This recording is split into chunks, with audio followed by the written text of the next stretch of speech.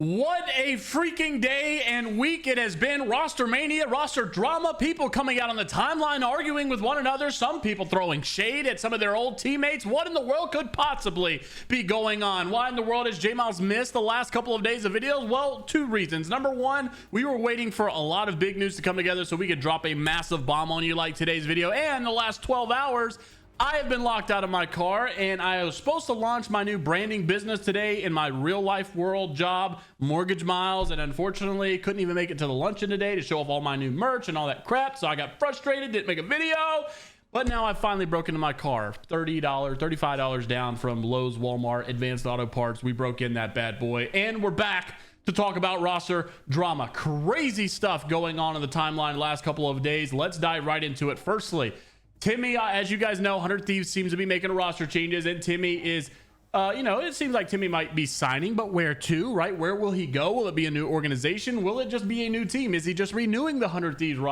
contract? Who knows what's going to go on with Timmy, but more on that later in the video. Then we've also got, these are all the LFTs, by the way, Knocked, right? Former Optic Gaming player, also former for Envy, right? The whole Lone Sharks team.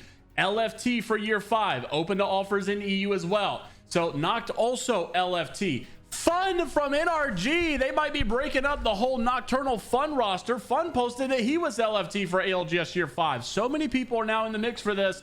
And Crook, a former Stallions player here with Albrelelli, now no longer potentially LF1 with Blinkser with a Pro League spot for year 5. Then Zane, also former NIP player with Nasky, LFT for year 5. Nasky also saying best of luck, bro. Genuinely wish the best for you. Now, Raven has also posted that he has signed a contract, and he has also announced that this would be his last year. Well, given this, Raven has been spotted in the coaching section for NIP with Amphi, Nasky, and CJ Rag. So is that going to be the case, or is it just some fill-in stuff? Time will tell. Obviously, a lot is still on the table right now. The big story I think we're following from yesterday, Keon posted in a now deleted tweet, heard from random teams and people that I'm getting dropped, and my team has not been communicating to me about anything or updating me. So I'm looking out for myself. If you are interested, I would like to keep my options open moving forward. Both teams I've been on, I've contributed to turning 2 IGLs that weren't respected into top 3 teams in Pro League. I will fill any role needed. I am a grinder, and no one can deny that I know how to make a team function, and I bring a lot of value and the most effort to any pro roster. Well, like I said, that is a now deleted tweet because Furia had asked him to remove the tweets. And in the comments, people are saying, L Furia, you should have kept going. You should have kept going. But he says now, Furia is right. And once again, it is not the organization. It is the players he is throwing the cast or the shade on. Then RKN comes out and retweets this in a now deleted tweet of Keon, obviously. But RKN has continued to leave this tweet up where he says, I will fall on the sword. He's vouching for him here. Dropping Keon was the biggest mistake I ever made in my career. He is one of the most loyal players out there. He grinds the game and has always wanted to improve. He's ice cold when you need him most, and most importantly, he cares, and that matters. If I could do it all again, I would have retired with Keon. I made a bad call that was motivated by an unfair acknowledgement that champs might be my last LAN event ever. My wife was pregnant and I knew that I might be done. Koi was knocking at the door and it was a mistake, and I'm truly sorry. Keon comes out to say that means a lot. You could set the difference aside from our past to defend me here today, and for that I'm grateful for you, Cole. So really nice stuff to see on the timeline, and I thought it was interesting, right? RKN is kind of teased it coming back. Would that ever happen? I don't know. His Watson had also chimed in here and retweeted this. Obviously Keon's tweet once again deleted, but he says, I thought this was crazy to see from his Watson, saying watching the best player I've ever played with, Keon, getting dropped by the worst player I've ever played with is a fever dream. So he's throwing shade at the old Furia roster, obviously, that he played under as well. Crazy stuff. And then even says less than 24 hours ago, this is what Keon was saying. The timing is crazy. Roll the clip. Dude, no one needs the team anymore.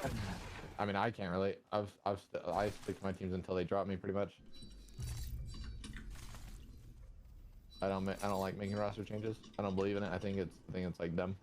So once again, from this clip, you can see without a doubt Keon seems to be loyal. He's faithful and he wants to stick around for the long game, and just crazy stuff to see that those rumors are going around. Whether or not they are true obviously is yet to be determined, but I will say, based on what I'm hearing in the background, There is a lot. Once again, stay tuned. At the end of the video, we will cover some of those rumors that are going around that are not confirmed, or no tweets necessarily to back it. Hal also comes out. Roster changes in the air. Of course, now we're talking about it. Hal says there is no roster change coming for the Falcons, and also kind of gives his insight as who Evan might be playing with. Here's what Hal had to say. Roll it. No, we're not picking up Evan. We are not doing any roster changes. 0 roster changes. If I had to guess, Evan is either playing with Jordan and Phony, or he's playing with like Phony and some other controller player. I don't know who. So I've had 3 people give me, you know, some roster leaks, rumors, whatever going on behind the scenes, but they've all asked to not say anything. So I won't say anything specific, but all I will say is this. Hal is obvious. I think Hal obviously knows what's going on. He's probably not going to leak it or say specific names.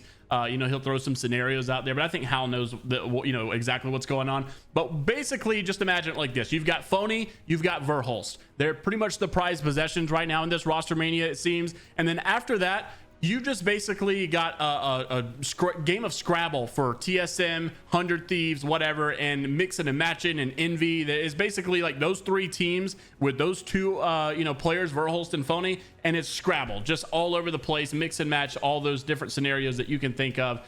That's basically what's been going on.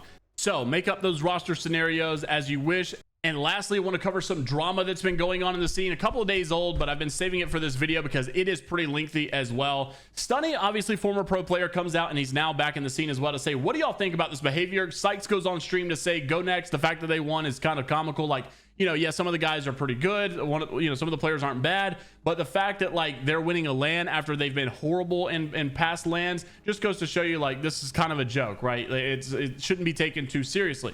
Well, then he also said, but hey, I'm not trying to discredit them or anything. Obviously, they played well that tournament. It's just crazy to think about. Well, then there was obviously some backlash for this. Obviously, some people agreed with Sykes, some did not. And that's why Sunny came out to say, what do y'all think of this behavior? Sykes comes back to say, oh no, I talked bad about someone in a video game. By the way, the main person I was talking about is blah, blah, Yuchako. But anyways, the point of all of this is I think he kind of threw some shade at the match point format. It is fun to watch, but at the end of the day, I think a lot of people know that Alliance was probably the best team. But you know, it's all about being icy when it matters most, and they just simply weren't. And Go Next was. So some people were saying, look, you cannot, you know, downplay Go Next performance. Waltzy also says, okay, Sykes is definitely going crazy in this clip, but he's not wrong about the meta being crap for winning a LAN. He's also not wrong about their previous LAN placements. They did, however, do good this LAN. Start to finish, they played well. Underwhelming way to win, in my opinion. But that's just the meta, not on them. All through scrims, we saw teams avoid getting ticked to win the game. You got to give credit when it's due, and they played really well this meta. Sykes has also earned the right to yap when his resume clears 90% of the players then you know, included, in my opinion. It's crap talk at the end of the day. Let's not get too serious. Honestly, I've got some mutuals on the Go Next roster, and I think, like Waltzy said, I kind of really one-to-one agree with Waltzy. Like, it's a great performance. Obviously, they've you know, fared well this meta, but obviously in the past they've not fared well either. I do think that it's kind of like this Kungarna World Championship win, right? When you go back to many years ago, and Cloud9's looking like they should win, and these other teams, everybody's on match point, it's all looking good. Kungarna slips past, they barely get in on match point because the games went on and on and on, and they were able to take advantage of that last game and win it all, even though Cloud9 probably consistently was the better team. It makes so much more for viewership, but it is kind of a little weird when you think about it. I don't know if I should say it's wrong. I don't know if I should say they didn't deserve it, because I think they deserve it, especially like I think we all prefer match point. I don't think you could say they didn't deserve it, but I do think we all have to acknowledge that it is different, right? It's weird. It's not the same as watching a bracket style play, team versus team, you know, and the team goes 15 rounds and one team wins 15 rounds and counter strike, whatever the case may be. It's definitely not that simple, and it's not that comparable. But interested to see what your thoughts are on all the drama, all the roster news going on. Like and subscribe if you want to stay up to date with everything going inside the scene of Apex Legends esports. And until the next time, we will see you all later, Gators.